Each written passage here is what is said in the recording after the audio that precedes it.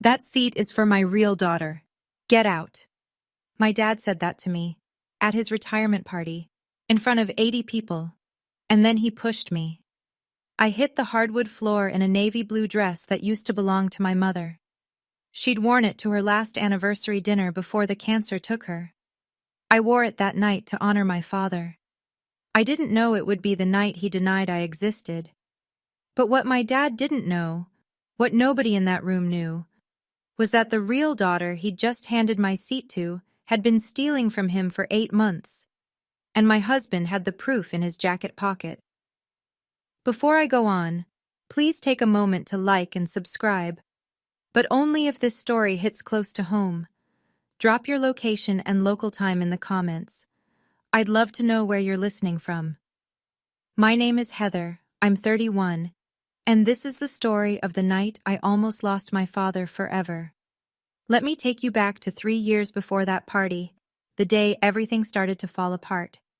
My dad, Richard Purcell, spent 35 years as a foreman at a manufacturing plant outside of Dayton, Ohio. He punched in at 6, punched out at 4, and spent his Saturdays dragging me around construction sites in steel-toed boots 2 sizes too big for my feet. He'd point at a beam and say, "See how that carries the load, Heather? Everything holds up something else." I was 9 years old, and I had no idea what he was talking about, but I listened. And years later, I became a structural engineer, and I finally understood what he'd been teaching me all along, that the things you can't see are the things keeping everything standing. My mom, Linda, was an ER nurse. She worked nights so she could be home when I got off the school bus. She smelled like antiseptic and lavender, and she sang off-key while she cooked, and she made our tiny kitchen feel like the warmest room in any house I've ever been in since. She and Dad built their life around a small oak table he'd made by hand the year I was born. 3 chairs, 1 for each of us. "No one extra, no one missing," Dad used to say. Mom was diagnosed with pancreatic cancer when I was 11. She died 14 months later. I was 12. Dad didn't fall apart, at least not where I could see it. He kept going to work. He kept making dinner. He kept sitting at that oak table, in his chair, across from mine. Mom's chair stayed empty. I never asked him to leave it that way. He just did. For 3 years after she died, it was just the 2 of us. And the silence in that house was heavy, sure. But it was ours. Then Dad told me he'd met someone. He said she'd never replace Mom. I believed him. Victoria Ashford walked into our lives wearing a cream-colored cashmere wrap and a smile so practiced it could have been licensed. She was pretty, polished, divorced, and she had a daughter named Brooke who was 2 years younger than me. Dad introduced them over dinner at the house, our house, and Victoria brought a bottle of wine that probably cost more than everything in our refrigerator combined. I'll give her credit. In the beginning, she tried. She asked about my classes. She complimented the curtains Mom had picked out. She even offered to teach me how to drive, which Dad thought was generous. I said no thank you. I already had my permit.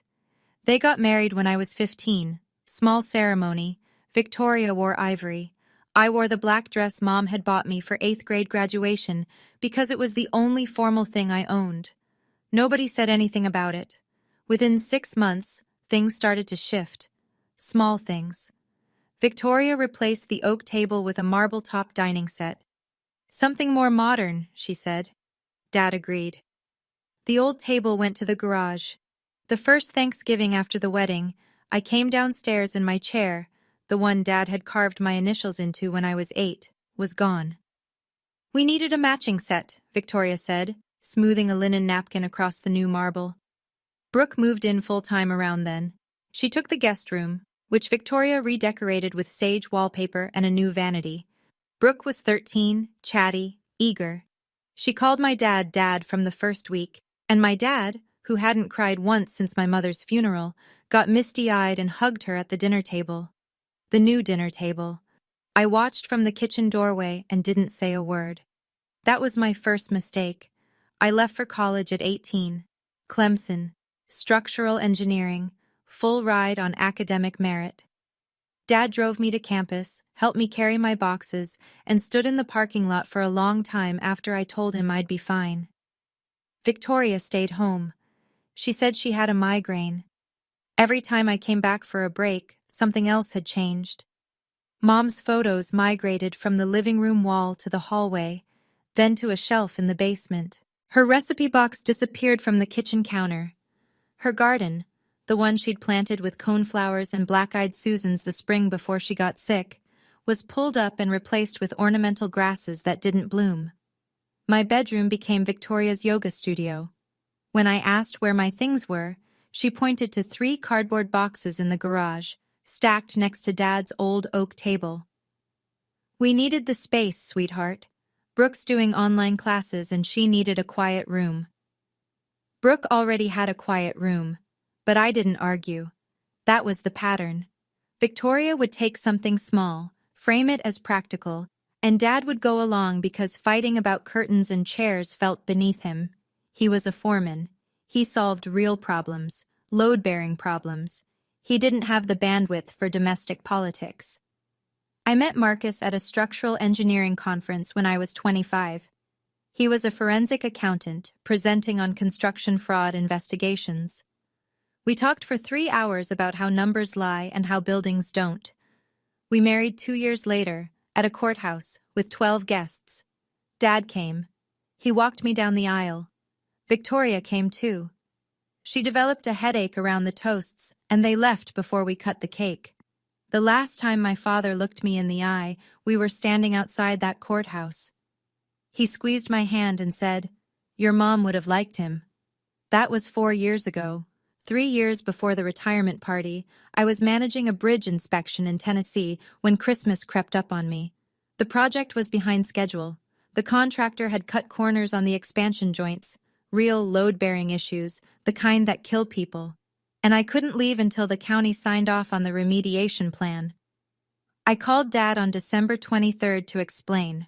Voicemail. I left a message. "Hey Dad, I'm stuck on a job site. I'm so sorry I can't make it home for Christmas. I'll come in January. I love you. Merry Christmas." No callback. I figured he was disappointed. I texted him Christmas morning. No reply. I called again New Year's Day. Voicemail. I called the landline. Victoria answered. Her voice was cool and flat. "Heather, your father said he doesn't want to talk right now. I think you should respect that." So I did. I gave him space. I called again the next week, and the week after that, and every week for the next 3 years. 147 calls, 42 texts, not a single response. I never stopped trying. But I also never drove to the house and demanded answers. Twice I tried. Victoria met me at the door both times, arms crossed, same line. "He doesn't want to see you, Heather. Please stop making this harder than it has to be." I could have pushed past her. I could have caused a scene. But something in me wouldn't beg. If my father wanted to cut me out, I'd let him. It would wreck me, but I'd let him. That was my pride talking. And Victoria knew exactly how to use it. 8 weeks before the retirement party, Marcus got a phone call from a number he didn't recognize. A woman's voice, older, careful. "Is this Marcus Purcell? I'm Donna Webb. I work in benefits administration at your father-in-law's company. I need to talk to you about some paperwork." Marcus didn't tell me. Not yet. The invitation arrived in my work email, not from Victoria, not from Dad, but from the company's event coordinator, a mass email to every employee's family contacts. "You are cordially invited to celebrate the retirement of Richard Purcell, 35 years of dedicated service, Willowbrook Country Club, Saturday 6 p.m., black tie optional." I stared at that email for 20 minutes. Marcus came into the kitchen, saw the screen, and sat down across from me. "You should go," he said. "He hasn't spoken to me in 3 years." "Which is exactly why you should go. This might be the only chance to see him in a room full of people." Something in the way Marcus said it, a room full of people, struck me as deliberate. But I didn't press him on it. I was too busy deciding what to wear. I chose the navy blue dress, Mom's dress. She'd worn it to her 20th wedding anniversary dinner, the last one before her diagnosis. It was simple. Boat neck, three-quarter sleeves, hem just below the knee. I'd had it taken in at the waist, but the fabric was still hers. The silk still carried the faintest smell of her perfume if I buried my face in the shoulder. I wore it for Dad, because Mom couldn't be there, and I wanted some part of her in the room. Marcus drove. Willowbrook Country Club sat at the end of a long private drive. Stone columns, golf course stretching into the dusk, valet parking. Inside, crystal chandeliers, linen tablecloths, a podium with a mounted photograph of Dad shaking hands with the company's CEO. Everything gleaming and expensive and staged. I found the seating chart near the entrance. My eyes scanned the head table. Richard Purcell, Victoria Purcell, Brooke Ashford. 3 senior colleagues. My name wasn't anywhere. Aunt Janet had been placed at the farthest table from the front, near the kitchen doors. I should have turned around right there. But I'd spent 3 years wondering whether my father still remembered my name. I needed to hear it from him, even if the answer destroyed me. Victoria met us just inside the foyer. She wore a charcoal Hermes scarf draped over a fitted black dress, and her smile landed on me like a camera flash, bright, blinding, and gone in a second. "Oh, Heather, I didn't think you'd actually come." "The invitation said family," I replied. "Of course." She touched my elbow and steered us through the main hall, not toward the head table, not toward Dad. She guided us to a two-top near the back wall, the kind of table they set up when they've run out of room, wedged between a pillar and the service corridor. No nameplate, no centerpiece, just 2 chairs and a breadbasket. I sat down. Marcus sat across from me. Neither of us touched the bread. From there I could see my father. He was already seated at the head table, a Cartier watch catching the light on his wrist, a gift from Victoria for their 10th anniversary. Brooke sat at his right side, leaning into him, her hand resting on his arm. She wore a blush-colored cocktail dress and a Tiffany pendant, and her hair fell in perfect curls like she'd come straight from a salon. She looked like a daughter. She looked like she belonged. Dad glanced in my direction. For 1 second, our eyes met across the room. I waited for something. Recognition, guilt, confusion, anything. He turned away. Back to Brooke. Back to the table where my name didn't exist. A hand squeezed my shoulder. Aunt Janet. She'd crossed the entire room to reach us, weaving between tables with her reading glasses still on her head. She leaned down and whispered, close enough that I felt her breath on my ear. "I'm glad you came, honey. There are things you need to know." She squeezed my hand, and 4 words dropped into the space between us like stones into water. They changed his papers. Before I could ask Janet what she meant, Victoria took the podium. She tapped the microphone twice and the room settled into silence. "Good evening, everyone. Tonight, we celebrate the most incredible man, husband, and father I've ever known, Richard Purcell." Applause. Victoria smiled. Behind her, a projector screen blinked to life with a slideshow. 35 years of Dad's career compressed into 100 photographs. Dad on the factory floor. Dad shaking hands with executives. Dad at company picnics. And then the family pictures started. Victoria and Richard at a vineyard. Brooke and Richard at a football game. Victoria, Brooke, and Richard posing on the porch of the house I grew up in. Photo after photo after photo. Not one image of me. Not one image of my mother. 35 years of my father's life, and Linda Purcell had been edited out entirely. As if she'd never existed. As if I'd never existed. Victoria turned back to the crowd. "And I want to give a special recognition to Richard's daughter, Brooke, his pride and joy, who has followed in his footsteps and made him so proud." Brooke stood up from the head table and gave a little wave. People clapped. I felt Marcus's hand tighten around mine under the table. A man approached us during the applause.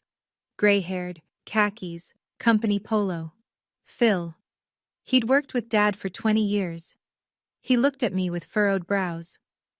"Aren't you Heather? Rick talked about you all the time, showed us your college graduation photo, your engineering license. What happened?" I opened my mouth, but nothing came out. I didn't know what had happened. That was the worst part.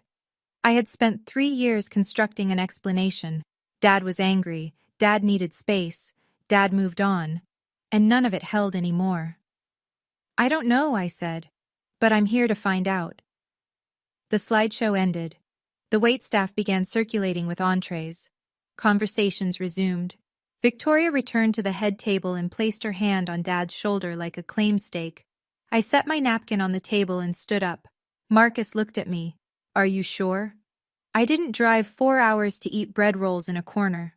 I walked, straight through the center of the room, past Phil's table, past the middle managers and their wives, past the company VP, who paused mid-sentence to watch me go by. 80 people, and I felt every pair of eyes follow me like I was crossing a courtroom floor. The head table was elevated on a low platform, just 6 inches, but enough to make you feel like you were approaching a stage. I stepped up. Brooke saw me first. Her smile faltered. There was one empty chair at the table's far left. It belonged to a colleague who hadn't shown up. I stood beside it and rested my hand on the back. "Dad." Richard looked up. His jaw tightened. "It's been 3 years," I said. "Can we talk?" Silence at the head table. Victoria leaned in and whispered something to Richard. I couldn't hear it, but I watched his expression harden. Whatever she said reinforced the wall she'd spent 3 years building. Dad pushed his chair back and stood up. He was 6'1", broad-shouldered, and the foreman posture was still there even at 63. He looked down at me and I saw nothing. No warmth, no recognition, no conflict. Just a stranger wearing my father's face. For one fraction of a second, I thought he was going to hug me. He put both hands on my shoulders and pushed. I went backward off the platform. My heel caught the edge and I hit the floor, not gracefully, not dramatically, just hard. My hip struck the polished hardwood. The seam of Mom's dress split along the hem with a sound like a whisper tearing in half. "That seat is for my real daughter." Dad's voice carried across the entire room. "You lost the right to sit here when you turned your back on this family. Get out." I was on the floor, looking up at my father. And behind him, Brooke slid into the empty chair. My chair, the one I'd walked across the room to reach, and settled into it like she'd been waiting for this moment. "It's okay, Dad," she said, resting her hand on his arm. "She can't hurt you anymore." 80 people, colleagues who'd known my dad for decades, family friends, the company VP. Nobody moved, nobody spoke. Forks hovered. Conversations died mid-syllable.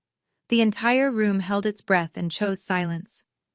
I sat on that floor and felt the cold hardwood through the fabric of my mother's dress. The torn hem pooled around my knee. My clutch had fallen open beside me, and there, half spilled onto the floor, was a photograph. Me at 5 years old, sitting on my dad's shoulders at one of his construction sites. Hard hat on my head, grinning so wide my eyes disappeared. He was laughing. I carried that photo everywhere. I didn't cry. I stared up at the man who'd taught me how buildings stand, and I saw something terrible in his face. Certainty. He was certain he was right. Victoria had spent 3 years making sure of that. I put my palms flat on the floor and started to push myself up. 1 step from the door. That's how close I was to walking out of that room and never coming back. Then I heard a chair push back, and it wasn't mine. It was Marcus. I was still on one knee when Marcus stood up from our corner table. He didn't rush. He buttoned his suit jacket, a single precise motion, and adjusted his cuffs. I'd seen him do that 100 times before presentations at his firm. It was his tell. It meant he was about to lay something out in a way that left no room for argument. Victoria noticed him first. I watched her eyes track his movement across the room, and something flickered behind her expression. The briefest crack of alarm, filled in immediately with a hostess smile. "Marcus," she called out, her voice pitched for the room to hear. I think it's best if you take Heather home. She's had a long night. Marcus didn't look at her. He walked past the center tables, past Phil, past the murmuring guests who couldn't decide whether to stare or pretend nothing was happening. He walked straight to me and offered his hand. I took it. He pulled me up. He looked at the torn hem of Mom's dress, and his jaw tightened, and for 1 second, I saw something cross his face that wasn't calm at all. He set it aside. He steadied me, then turned toward the head table, toward my father. Mr. Purcell. His voice was conversational. Not loud, not aggressive. The tone you'd use in a conference room, not a confrontation, but every syllable carried. I'm Marcus, your daughter's husband. The daughter you just pushed to the floor. Richard's face reddened. I don't have anything to say to you. Take her and leave. I understand, sir, but before we go, I have one question. Marcus paused. When was the last time you personally picked up your phone and checked your messages? Richard blinked. What? It's a simple question, sir. Victoria stood up so fast her chair scraped the platform. Marcus, this is not the time or place. Actually, Mrs. Purcell, Marcus said, still looking at Richard. This is exactly the time and place. Okay, I need to pause here for a second, because at that moment, I was ready to leave. I was ready to let my father have the life Victoria had built around him. But Marcus had been sitting at that corner table, quiet the whole evening, holding something in his jacket pocket that nobody in the room knew about. Something that would change everything. Before I tell you what happened next, if this story has hit you somewhere personal, hit that like button. And if you've ever had someone stand up for you when nobody else would, tell me about it in the comments. Now let me tell you what Marcus did. While Marcus stood at the head table, Victoria's recovery was almost beautiful in its precision. She turned to the room, palms open, voice warm and apologetic, the gracious hostess managing an unfortunate scene. Everyone, I'm so sorry about this disruption. Please, enjoy your dinners. This is Richard's night. She placed her hand on Dad's shoulder and leaned down. The table microphone caught her whisper. See? I told you she only comes around when she wants something. Dad nodded, but his hand was gripping his napkin hard enough to whiten his knuckles. He'd just shoved his daughter in front of every colleague he'd ever respected. I could see the adrenaline draining out of him, leaving behind something that looked a lot like doubt. Brooke filled the silence. She leaned into Richard and said, loudly enough for the surrounding tables, I'm here, Dad. I'll always be here. She rubbed his arm, and a few guests offered sympathetic smiles in their direction, the dutiful daughter comforting the beleaguered father. The narrative was holding. From her seat near the back, Donna Webb, a silver-haired woman I'd never met, watched the entire scene with an expression I couldn't read at the time. She caught Marcus's eye across the room and gave a small, deliberate nod. I didn't understand what it meant. I would soon. Phil, the gray-haired colleague who'd spoken to me earlier, broke the hush at his table. That was wrong, Rick. His voice was low but firm. That girl drove 4 hours to be here. Dad didn't answer. Victoria pressed on, lifting her champagne glass. To Richard, and to the family that chose to stay.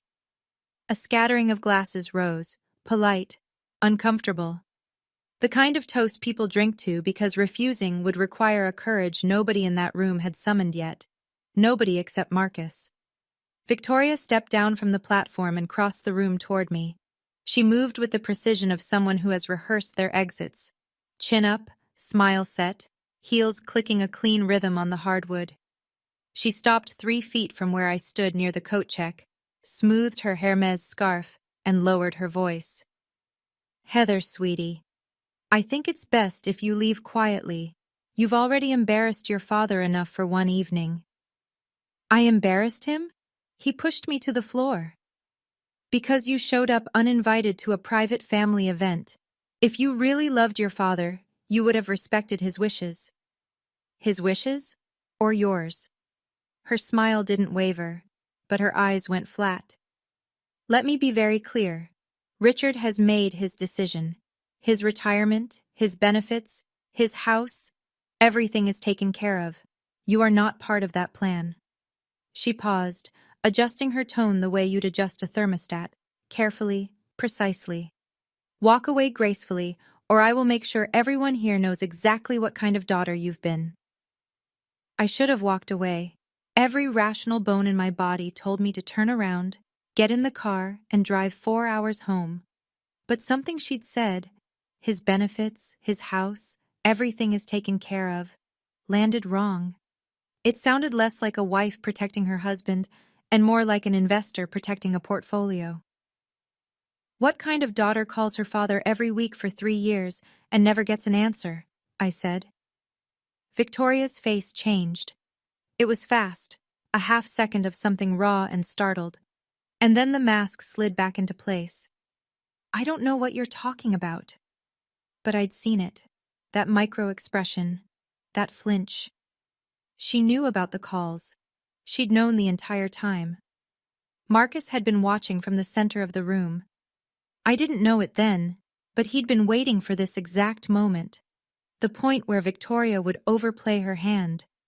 He'd told me later that the plan was never to confront her. It was to confront my father. Victoria was just the obstacle. He walked toward the head table with the kind of unhurried pace that makes people stop chewing. Every step deliberate, hands at his sides. He passed Victoria without a glance and stopped directly in front of Richard. The room noticed. Conversations thinned. Forks paused. Mr. Purcell, Marcus's voice was steady. Before your wife called security, which I assume she's about to do, I'd like to ask you one more question. Richard glared. I told you to leave.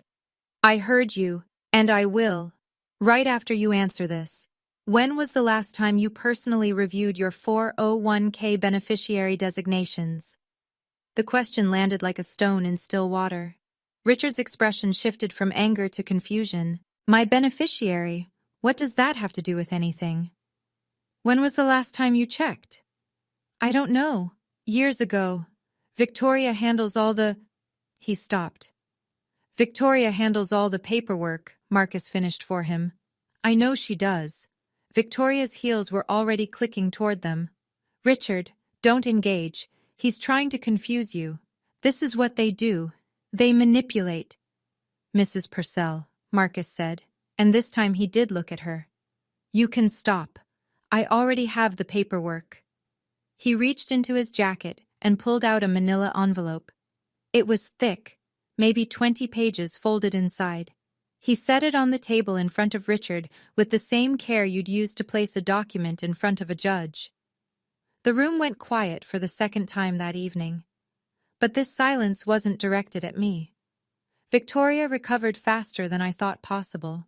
She pivoted, physically and strategically, and placed herself between Marcus and Richard, her hand on her husband's arm, her body angled to block the manila envelope from his line of sight.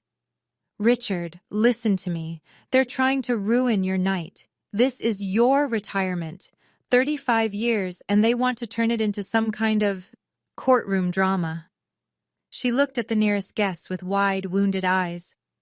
I'm so sorry, everyone. Heather has always been difficult. We've tried everything. A few people at the surrounding tables shifted in their seats. One woman reached out and patted Victoria's arm. The narrative was tipping back in her direction. I stood near the coat check, watching Marcus hold his ground while Victoria performed the most convincing act of victimhood I'd ever seen. I felt the fight draining out of me. She was too good at this. Then I noticed something. Marcus had set the manila envelope on the table, and it had opened slightly from the weight of its contents. Inside, I could see 2 documents, forms of some kind, set side by side. Different fonts, different dates. I couldn't read the text from where I stood, but I recognized the layout. I'd seen beneficiary forms before, during our own life insurance paperwork. Marcus had been sitting at our kitchen table 2 weeks ago, comparing 2 documents late at night. When I asked what he was working on, he'd said, "Something for a case. I'm not sure yet. I need to verify it." He hadn't been working on a case. He'd been working on this. "Mr. Purcell," Marcus said quietly, "I'm not here to ruin your evening.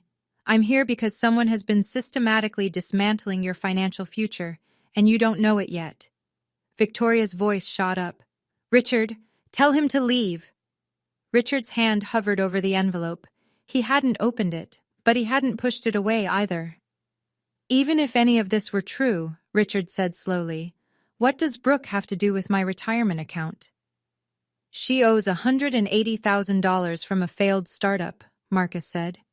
"Did you know that?" Richard's head swiveled toward Brooke. She was still seated in the chair she'd taken from me. Her face went pale. That's not true. He's lying, Dad." "Of course he's lying," Victoria said, pressing closer to Richard's side. "He's an accountant. They twist numbers for a living." Marcus didn't flinch. "I'm a forensic accountant, actually. Checking numbers for accuracy is literally what I do for a living. I spend my days identifying when financial documents have been altered." He let that hang for a moment.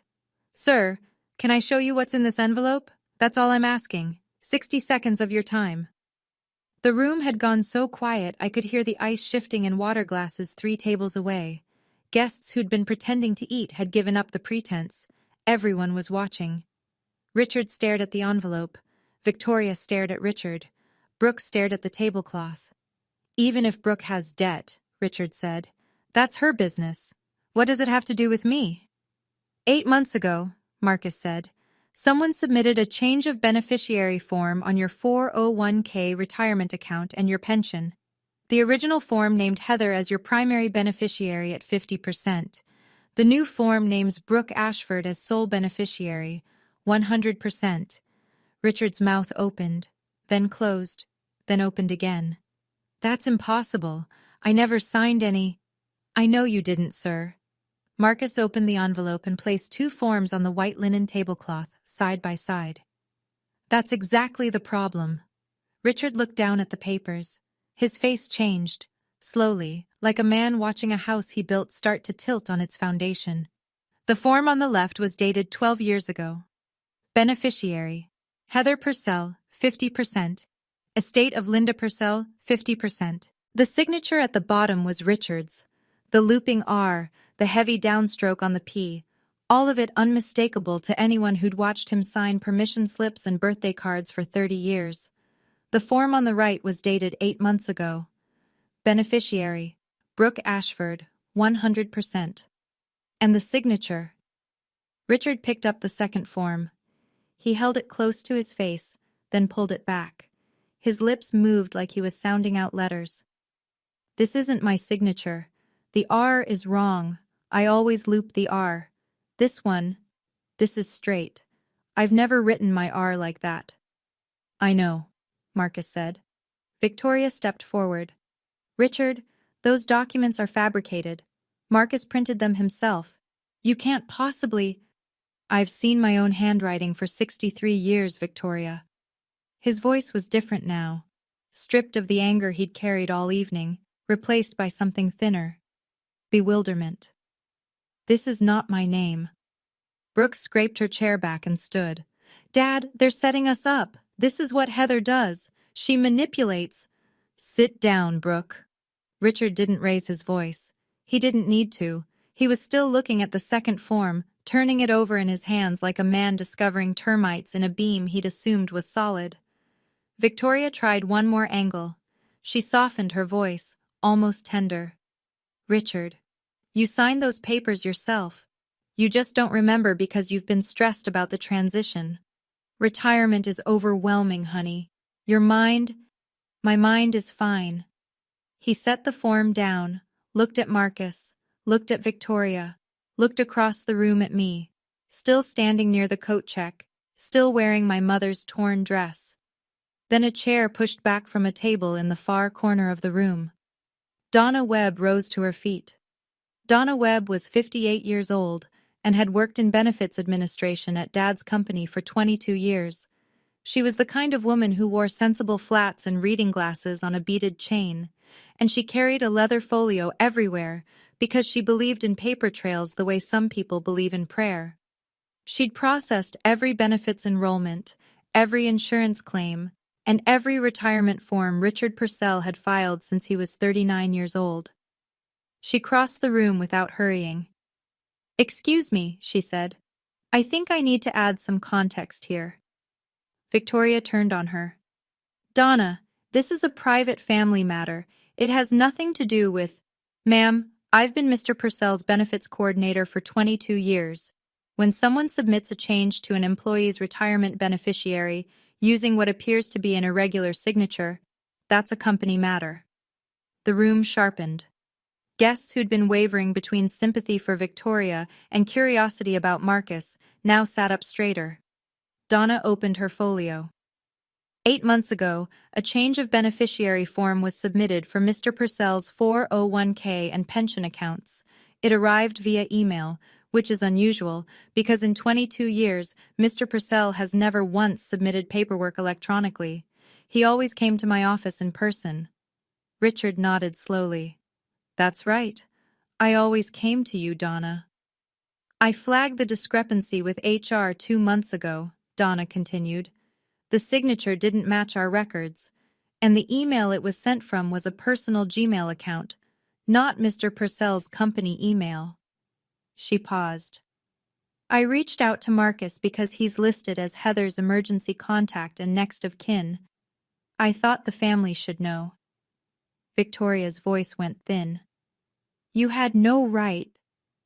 "I had every obligation," Donna said calmly. "I've watched this man build his retirement for 30 years. I wasn't going to watch someone dismantle it with a forged signature." Marcus reached into the envelope again. This time he pulled out a printout. Several pages stapled together. Rows and rows of dates, times, and phone numbers. "Mr. Purcell, your wife told you that Heather never calls, that she turned her back on this family, that she didn't care." Marcus set the printout next to the beneficiary forms. "These are Heather's phone records from the past 3 years, obtained directly from her carrier. 147 outgoing calls to your phone number, 42 text messages, every week, sometimes twice a week, for 36 consecutive months." Richard picked up the printout. His finger moved down the columns, call after call after call. The dates lined up like a drumbeat, every Sunday, almost without exception. That can't be right," he said. "My phone never rang. I never saw—" "Check your phone, sir," Marcus said gently. "Right now. Go to settings. Then blocked contacts." Richard reached into his pocket with the slow, deliberate motion of a man who already suspects what he'll find. He tapped the screen, navigated through the menus with the clumsy swipes of someone who'd never explored his own settings. He found the list. One number, blocked. The area code matched the city where Heather and Marcus lived. Richard looked up from the phone. His eyes moved to Victoria, and for the first time all evening, I saw the man I remembered. The foreman who didn't tolerate sloppy work, who could spot a cracked weld from 30 feet away. The man who trusted what was in front of him over what anyone told him. "You blocked her." His voice was barely above a whisper. "You blocked my daughter." Victoria opened her mouth. Nothing came out. 147 calls. Richard's hands were shaking. "She called me every single week. And you stood in this house and told me she didn't care." "I didn't say a word. I didn't need to. 147 calls said everything I never could." Victoria's mask didn't slip this time. It shattered. She dropped the Wounded Wife Act, and the Gracious Hostess Act, and the I'm Just Protecting This Family Act, and what came through was raw, cornered fury. "Fine. Yes. I blocked her number. Because Heather was toxic, Richard. She was trying to control you. She was trying to control you. She was trying to turn you against me and Brooke, and I was protecting this family from—" "She was my daughter." Richard's voice broke on the word. Not a shout. Something worse. A crack running through concrete. Victoria charged forward. "She was a grown woman who refused to accept that you had a new life. Every time she called, you got confused. You got sad. You started asking questions about Linda, about the old house, about things I'd spent years helping you move past." "Helping me move past my dead wife?" Helping you heal. Brooke tried to intervene. Mom, stop. Just stop. Victoria wheeled on her own daughter with a ferocity that made Brooke flinch. Don't you dare. Everything I did, every single thing, was for you. Because your father left us with nothing, and I had to make sure that… She caught herself. But the sentence was already out there, hanging in the air like smoke. Richard stared at her. Had to make sure that what, Victoria? That Brooke would be taken care of. Victoria's voice dropped. The fight went out of her as quickly as it had ignited. Brooke's father abandoned us. He left us with debt and nothing else. And Brooke's company failed, and she owes more than she'll ever… I had to think about her future. I had to. So you stole mine, Richard said quietly. I redirected it. For our family. Our family. Richard repeated the words like he was tasting something spoiled. You erased my daughter, forged my name, and looted my retirement fund, and you call that family. Victoria had no answer for that. For the first time in 16 years, she had no answer at all. Aunt Janet stood up from the back of the room. She didn't rush, didn't raise her voice. She just walked to the center of the room and faced her brother with the steady expression of a woman who'd been waiting a very long time to say what came next. Richard, I've been trying to tell you this for years. Richard turned to her, and I could see the exhaustion settling into his shoulders, the posture of a man who'd spent the last 10 minutes discovering that the floor he'd been standing on was rotten. I watched Victoria shut Heather out of this family piece by piece, Janet said. The photographs, the phone calls, the holiday invitations that somehow never reached her. I came to you 5 separate times and told you something was wrong, and every time you said the same thing. Janet, you just don't like Victoria. Stay out of it. No, Richard. You pushed your daughter to the floor tonight, in front of every person you've worked with for 35 years. You need to sit with that. Phil nodded from his table. A few others did too. The kind of quiet, weighted nods that don't need words. Richard lowered himself back into his chair at the head table. He set his phone on the linen cloth, screen still showing the blocked contacts list. His hand rested on the printout of phone records. 147 calls mapped in black and white. The Cartier watch glinted under the chandelier. He didn't look at Victoria. He didn't look at Brooke. He looked at the empty space in front of him. The space where the retirement speech should have lived, where the champagne toasts and the proud family portrait should have happened. All of it gone, replaced by paper trails and silence. Janet's voice carried across the still room. I loved you enough to keep trying, Richard, but Heather loved you enough to call 147 times when you never picked up. Think about which one of us gave up. At that point, my father was sitting in the same chair he'd pushed me away from, staring at his phone like he was seeing it for the first time. And honestly, part of me wanted to walk away right then, let him sort through the wreckage on his own. But that's the thing about family. The people who hurt you the deepest are the ones whose apology would mean the most. So what happened next? Did Richard finally see it all clearly? Or did Victoria find one last lie to save herself? Stay with me. Richard stood up from the head table. He moved slowly, like someone walking through water, fighting current with every step. He stepped off the platform and crossed the ballroom floor. Victoria called after him. Richard, where are you going? Richard! He didn't turn around. 80 people watched my 63-year-old father walk the length of that room, past the tables of colleagues, past the champagne flutes and the linen napkins and the framed portrait of himself shaking hands with the CEO, past all of it. He stopped in front of me. We stood 3 feet apart, close enough to touch, close enough for me to see the vein pulsing at his temple and the shine in his eyes that he was fighting to control. His gaze dropped to my dress, the torn hem, the navy silk, the boat neck my mother had picked out 20 years ago. That's your mother's dress, he said. Yes. You wore your mother's dress to my party. I wore it for you, Dad, because Mom would have wanted to be here tonight. Something broke behind his face, not all at once, not a clean fracture, more like a dam that had been leaking for years, finally giving way at the center. He looked down at his own hands, the same hands that had pushed me to that floor 20 minutes earlier. "I pushed you," he said. "Yes." "In front of everyone." "Yes." He looked at the Cartier watch on his wrist. Then he looked at me. And whatever Victoria had spent 3 years whispering into his ear, "Heather doesn't care. Heather chose to leave. Heather isn't your family anymore." I watched all of it drain out of his expression like water through a cracked foundation. He opened his mouth, and for the first time in 3 years, the words that came out were his own.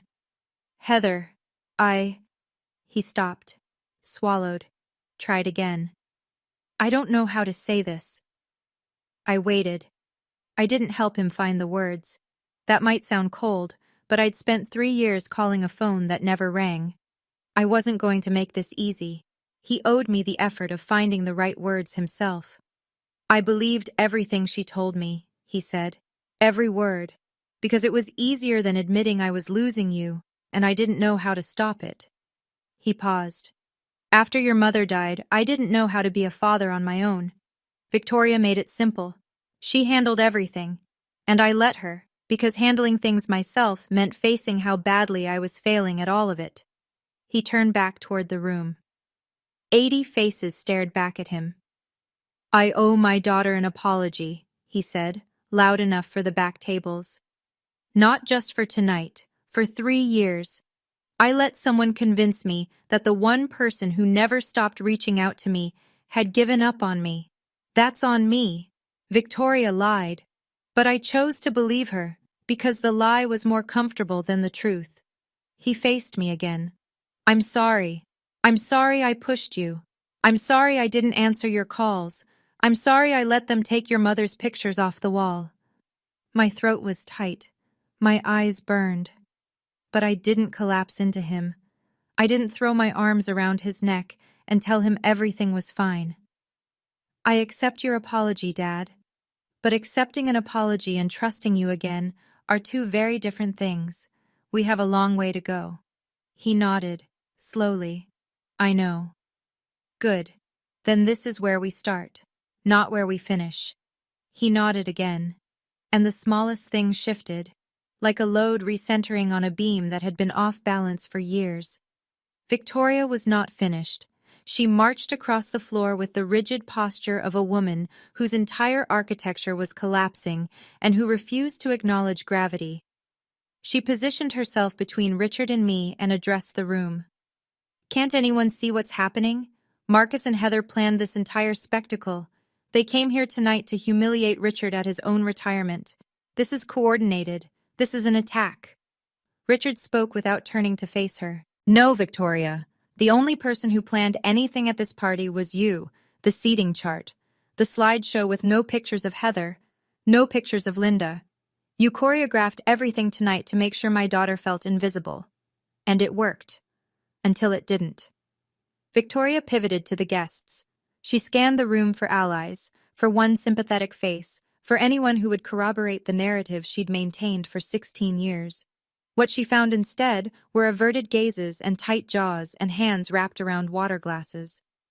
Phil spoke up. "Ma'am, the man just showed us a forged signature. Sit down." Victoria turned to Brooke, the last person left in her corner. Brooke was standing at the edge of the platform, clutching her small handbag with both hands, her face drained of color. "Brooke, tell them. Tell them this is all a misunderstanding." Brooke's mouth opened, closed. She looked at Richard. She looked at the beneficiary forms still spread on the linen tablecloth. She looked at me, standing in my mother's torn dress. "Mom," Brooke said quietly, "it's over." Something in Victoria's expression went hollow.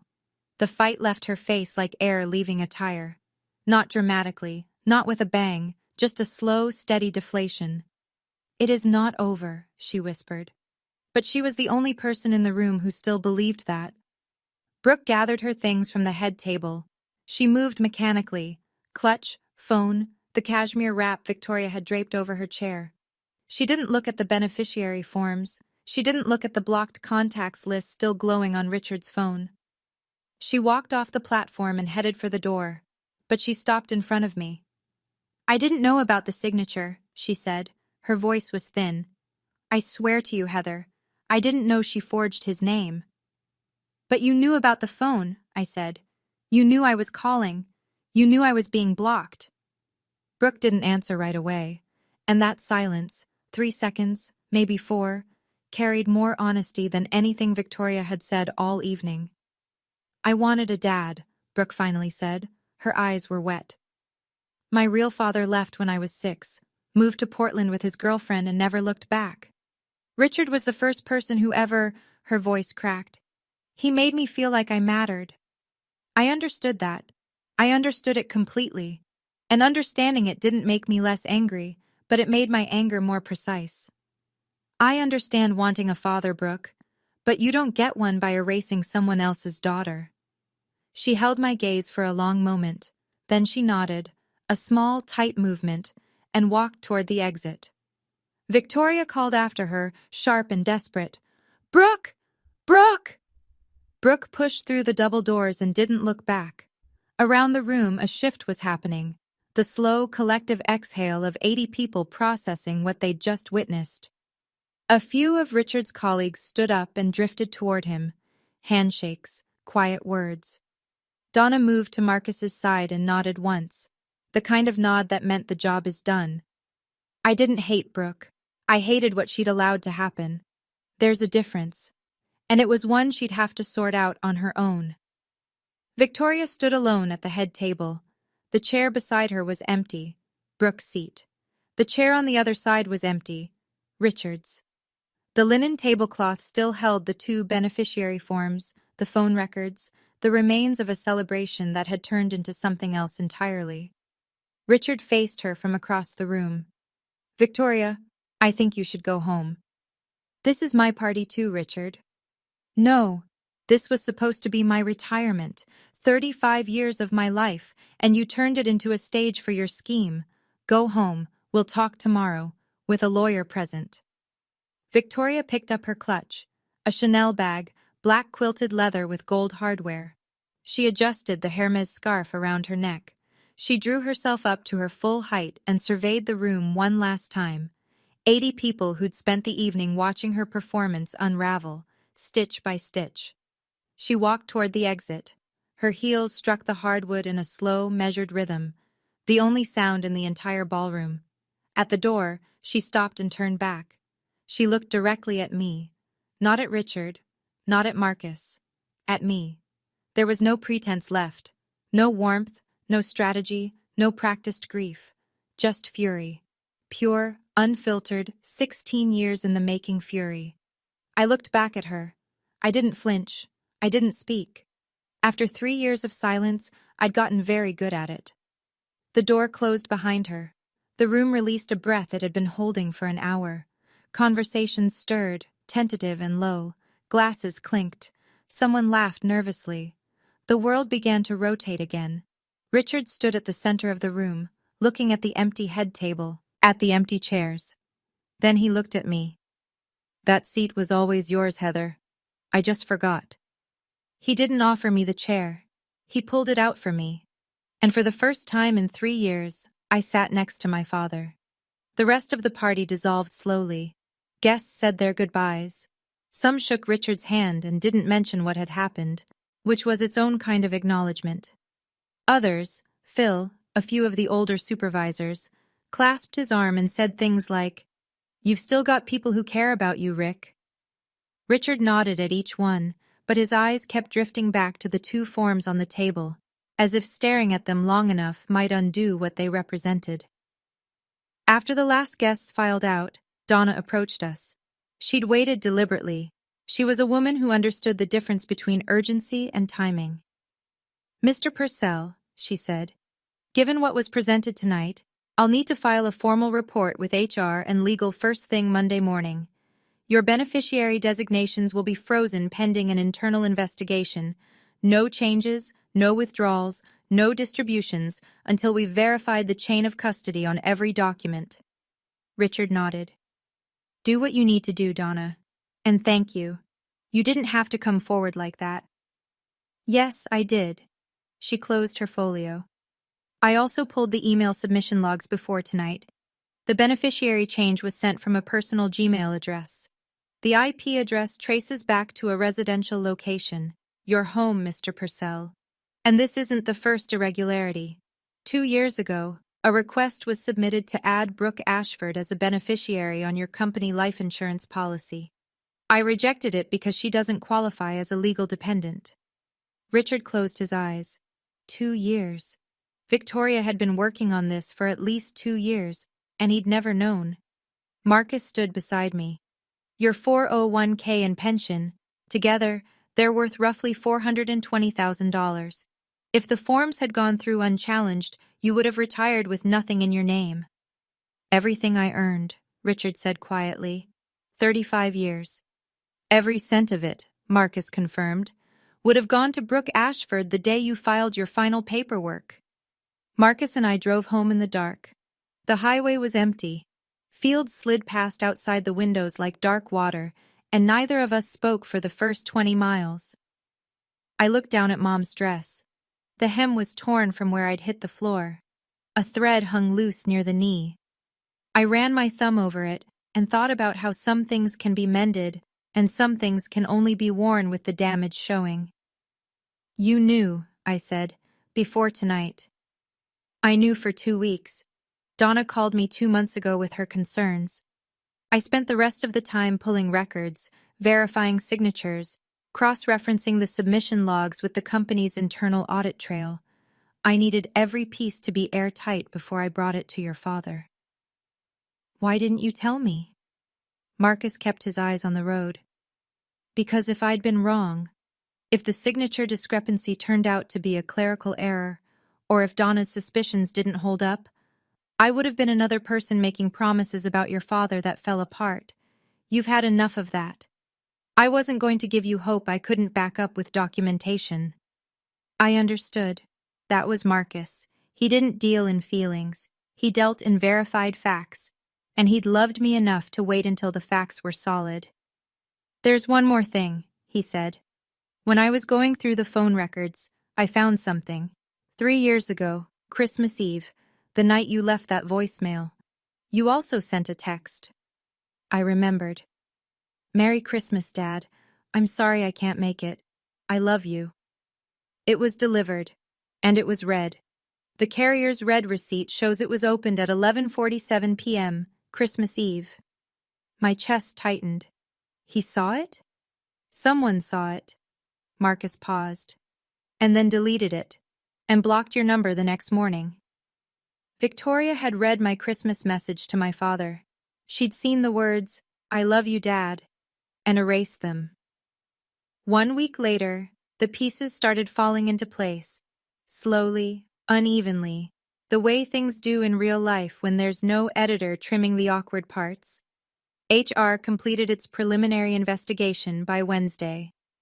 The second beneficiary form was confirmed as fraudulent. The signature analysis didn't match company records, and the submitting email address was linked to an account registered under Victoria's maiden name. Richard's original beneficiary designations were restored. Heather Purcell, 50%. Estate of Linda Purcell, 50%. The way Dad had written it 12 years ago. The way it should have stayed. Richard met with a divorce attorney on Thursday. Victoria had already moved most of her personal belongings out of the house by then. She'd done it while Richard was at a follow-up meeting at the plant. No conversation, no negotiation, just empty drawers and a closet stripped of Hermes and Chanel. Brooke sent me an email on Friday. 2 lines. You were right about the phone. I should have said something. I read it 3 times. I didn't respond. Not because I was punishing her, but because I hadn't figured out what honest words looked like yet. She deserved a real answer, and I wasn't ready to give one. Richard called me Saturday morning. The first phone call from my father in 3 years. We sat in silence for the first 10 seconds, the kind of silence that used to fill our kitchen after Mom died, full and heavy and strangely familiar. I don't know how to fix this, he said. You don't fix it in one phone call, Dad. But this call, right now, is a start. I heard him exhale. long and shaky. Then, I'm wearing the Timex, the watch I'd bought him with my first summer job paycheck when I was 16, a $30 Timex from a display case at Walmart. I didn't know he'd kept it. Good, I said. That's a start too. 2 weeks after the party, I pulled into my father's driveway for the first time in 3 years. Marcus waited in the car. Take your time, he said. I'll be here. The front door was unlocked. I stepped inside and the house smelled different. Not bad, just different. Victoria's candles were gone. The ornamental grasses she'd planted were still in the yard, but someone had set a single pot of black-eyed Susans on the porch railing. Mom's flower. Dad must have bought them at the nursery. The marble dining table was gone. In its place, in the middle of the kitchen, sitting on the same scuffed tile floor I'd walked on as a kid, was the oak table. Dad had pulled it from the garage, sanded it down, and refinished it.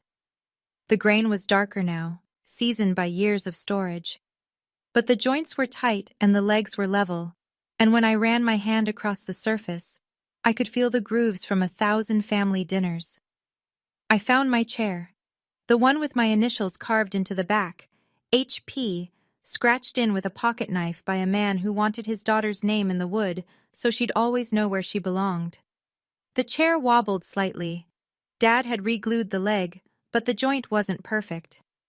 Some of the scratches won't come out, Dad said from the kitchen doorway. That's okay, Dad. Neither will some of mine. He poured 2 cups of coffee in plain ceramic mugs. No Wedgwood china, no marble. Just 2 cups on an oak table in a kitchen that was starting to remember what it used to be. On the wall behind him, a framed photograph of my mother, Linda Purcell, smiling, back where she belonged. I glanced at Dad's phone, resting on the table. The screen was unlocked.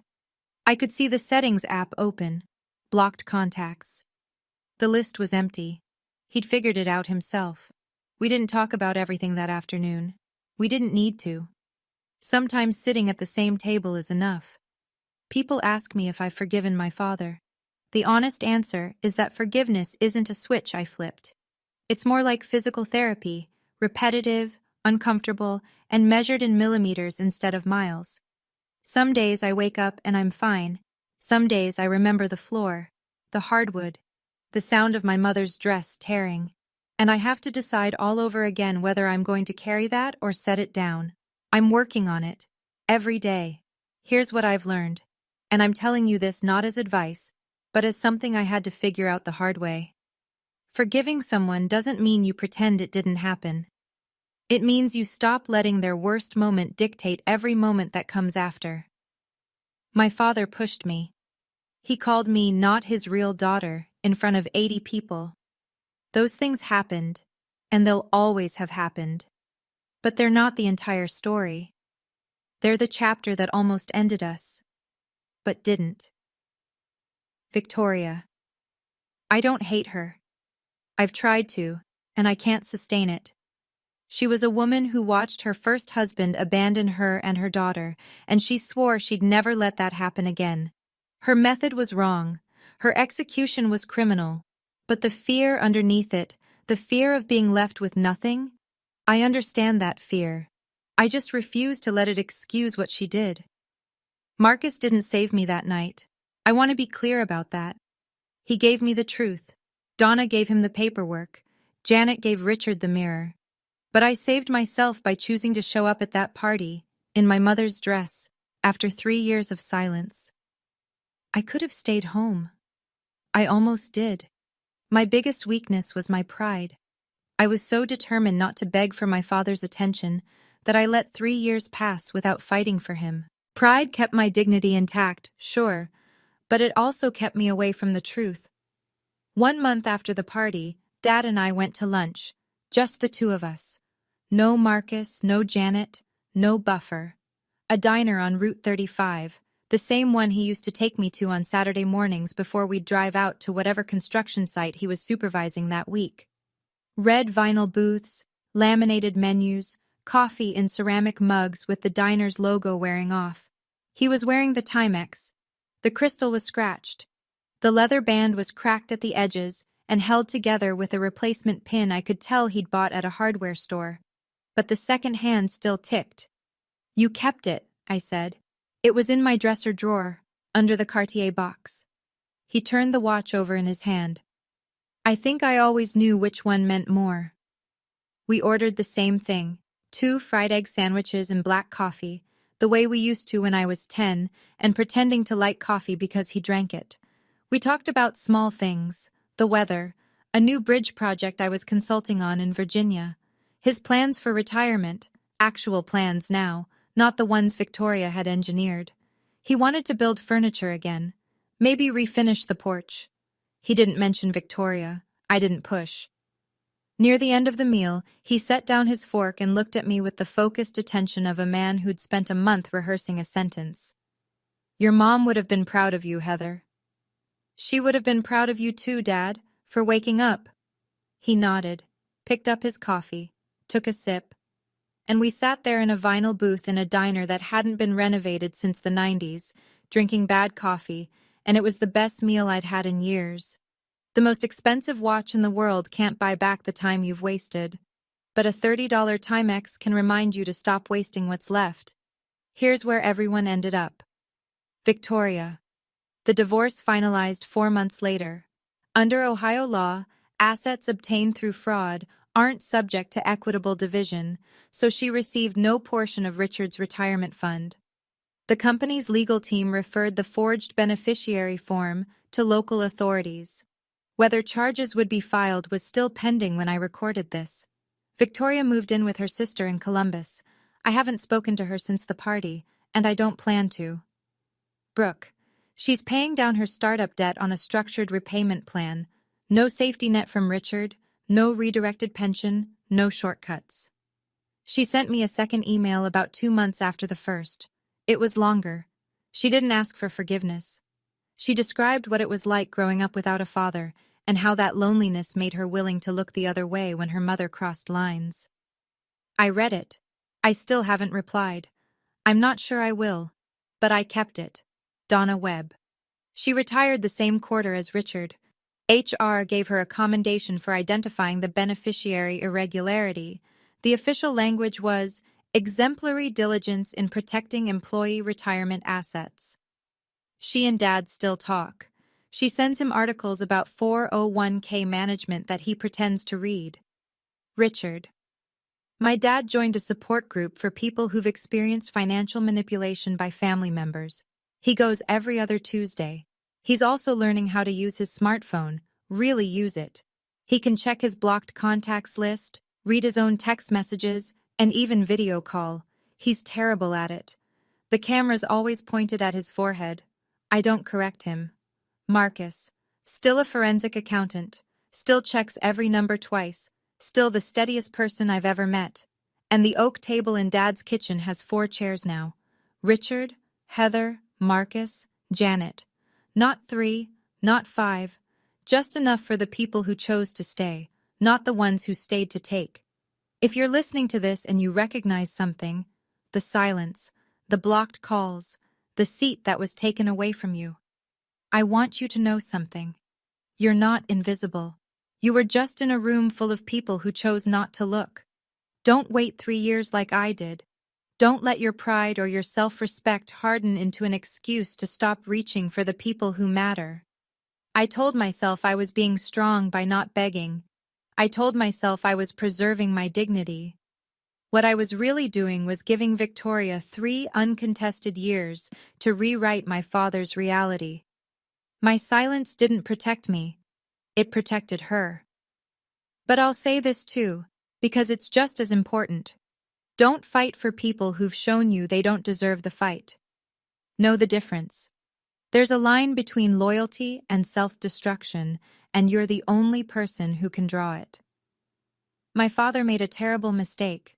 He made it because a woman lied to him every day for 3 years, and he was too exhausted and too afraid of being alone to question it.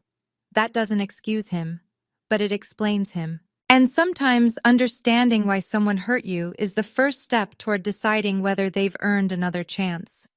I didn't get a perfect ending. I got a starting point. a kitchen table with 4 chairs, and a pot of black-eyed Susans on the porch. A father who answers his phone now. A husband who fights with paperwork instead of fists. An aunt who never stopped knocking on the door. My name is Heather Purcell. I'm 31 years old. I'm a structural engineer, and I build things that are designed to stand, even when the ground shakes beneath them. On Dad's oak table, next to the framed photo of Mom, there's a snapshot of me at 5 years old, sitting on his shoulders at one of his construction sites, wearing a hard hat 3 sizes too big, grinning so wide my eyes disappear. He's laughing. I carry that photo everywhere. Now it stays on the table, right where it belongs. That's the end of my story. But before you go, I want to ask you something. If you could go back and say one thing, just one honest thing, to the family member who hurt you the most, what would it be? Not to fix it, just to say your truth. Drop it in the comments. I read every single one. And if this story made you feel a little less alone tonight, that's everything I could have hoped for. There's another story linked in the description that hit me just as hard to tell. I think you'll understand why once you hear it. Thank you for staying until the end.